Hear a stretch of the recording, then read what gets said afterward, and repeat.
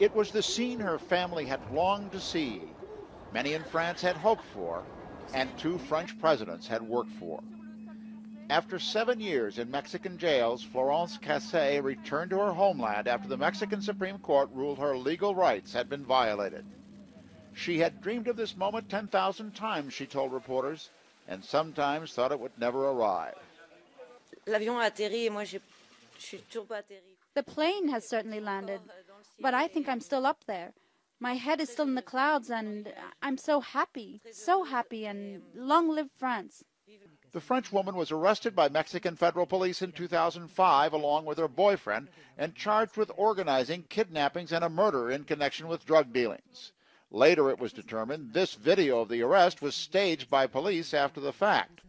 She was found guilty and sentenced to 96 years in prison in 2008, a sentence which was later reduced to 60 years. But from the beginning and through numerous legal and media appeals over the years, Cassé insisted that she was innocent of the charges. Her parents and friends began a campaign to win her freedom. Her case eventually became an affair of state when President Nicolas Sarkozy took up her cause. The former president even brought up the Cassé imprisonment directly with the Mexican president at a summit meeting, but to no avail. Even though irregularities began to appear in the police investigation, which were brought up in appeals, courts continued to rule against her. Then last year, one of the Supreme Court justices declared that Cassé's rights had been violated. It took him 10 months, but he eventually convinced the other Supreme Court judges of that, and they voted for her immediate release. After her long imprisonment, Cassé told reporters she's looking toward the future and for the moment has no plans to bring legal action against Mexican authorities.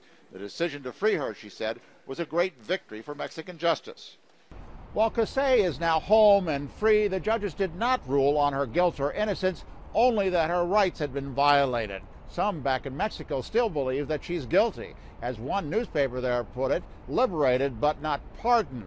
Still, for Cassé, her friends and family and supporters, her unconditional release is victory enough. Jim Bittermann, CNN, Paris.